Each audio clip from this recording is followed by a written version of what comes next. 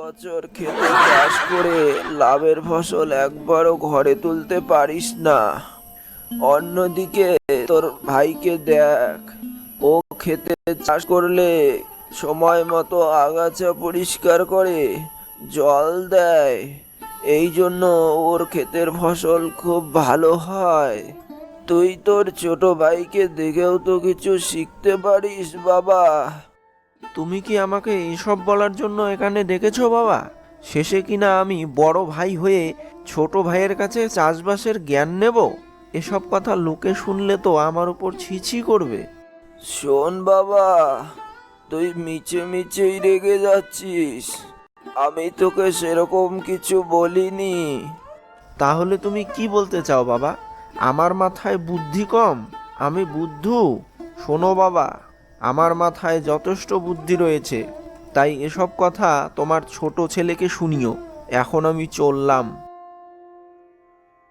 কিরে হারু, তোর খেতে এবার দেখলাম ভালোই পটল হয়েছে। হ্যাঁ গো দাদা, ওই আর কি। তা কেমন টাকা উপার্জন হচ্ছে? এই তো দাদা, আজ সকালে হাটে নিয়ে গিয়েছিলাম, 20 টাকা কেজি দরে 18 কেজি বেচে এলাম। তাহলে তো ভালোই দাম পাচ্ছিস রে। হ্যাঁ গো দাদা, পটলের ফসলটা এবার আমার ভালোই হয়েছে। এই বিমল, কোথায় যাচ্ছিস? এদিকে শোন। অপুদা, বলো, ডাকছো কেন? কিরে, তোকে এত রাগান্বিত দেখাচ্ছে কেন? আর বলো না অপুদা, সকাল সকাল বাবার কথা শুনে মনটা খারাপ হয়ে গেল। কেন রে, তোর বাবা আবার তোকে কি বলেছে? তোমরাই বলো তো অপুদা, আমার মাথায় কি বুদ্ধি কম আছে যে আমায় ছোট ভাইয়ের কাছে খেতে ভালো চাষ কিভাবে করা যায় তার পরামর্শ নিতে হবে? ও, এই জন্য রেগে আছিস? তোর বাবা যদি তোকে এ কথা বলে থাকে তাহলে ভারী অন্যায় করেছে। আরে আমরা তো জানি এই মধুপুর এলাকায় সব থেকে বুদ্ধিমান ছেলে হলি তুই। তোর বুদ্ধি শুনে আমরা কত উপকার পেয়েছি। তোর মাথায় এত বুদ্ধি থাকার পরেও শেষে কিনা তোর বাবা এভাবে বলল। তাহলেই বোঝো অপুদা, বাবার এই কথা শোনার পর কার রাগটা না উঠবে। তবে অপুদা, তোমার একটা কথা শুনে আমার খুব ভালো লাগলো। কি কথা রে বিমল? এই যে তুমি এক্ষুনি বললে না, আমার মতো বুদ্ধিমান ছেলে আর একটাও এই মধুপুর এলাকায় নেই, এটা শুনে আমার খুব ভালো লাগলো। তোমরাই একমাত্র আমাকে ভালোভাবে বোঝো। হ্যাঁ রে, তুই তো বাজারের দিকে যাচ্ছিলি। তা তুই বাজারে কি করতে যাচ্ছিলি? এই তো এবার ধান চাষ করব, তাই ধানের বীজ আনতে যাচ্ছিলাম। তাহলে অপুদা, তোমাদের সাথে অনেকক্ষণ কথা বললাম, এখন আমি যাই। আমি বুদ্ধিমান, আমি বুদ্ধিমান, আমি বুদ্ধিমান, লোকে বলে তাই। এই কথা শুনে আমি বড়ই শান্তি পাই।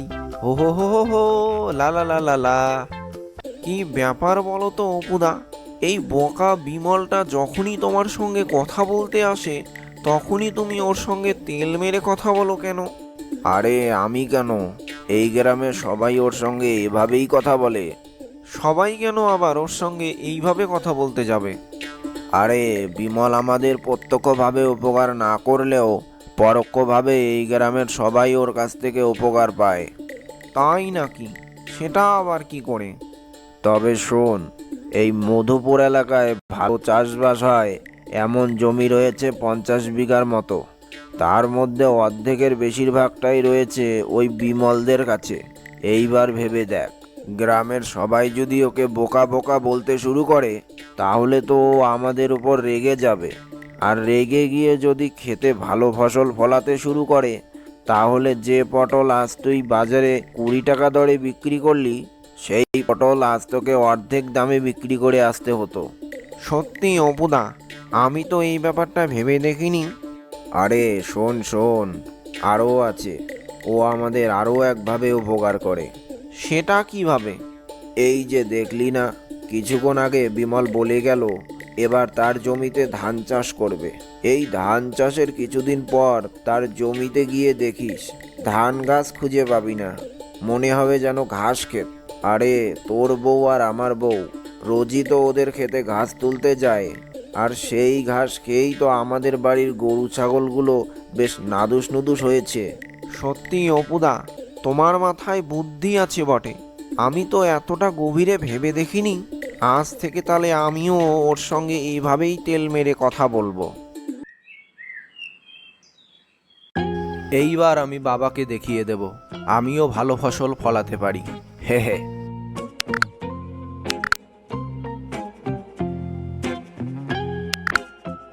দাদা, তুমি এত ঘন করে ধান গাছের চারা রোপণ করছো কেন? এরকম করে কে ধান চাষ করে? এভাবে কখনোই ভালো ফসল পাওয়া যায় না। ওই এলেন একজন আমায় জ্ঞান দিতে। না না দাদা, আমি তোমায় জ্ঞান দিচ্ছি না। তুমি এত দেরি করে ধান গাছের চারা রোপণ করছো তাই বলছিলাম। আর কিছুদিন পর তো বর্ষা শুরু হবে, আর সেই সময় এই জমিগুলো তো জলের তলায় থাকবে। তাহলে ফসল তুমি তুলবে কখন? তোকে আর কষ্ট করে আমায় জ্ঞান দিতে হবে না। আমি জানি তুই আমায় হিংসে করিস, আর বর্ষা আসতে এখনো অনেক দেরি আছে। এখন তুই যা তো এখান থেকে, আমার কাজে বিরক্ত করিস না।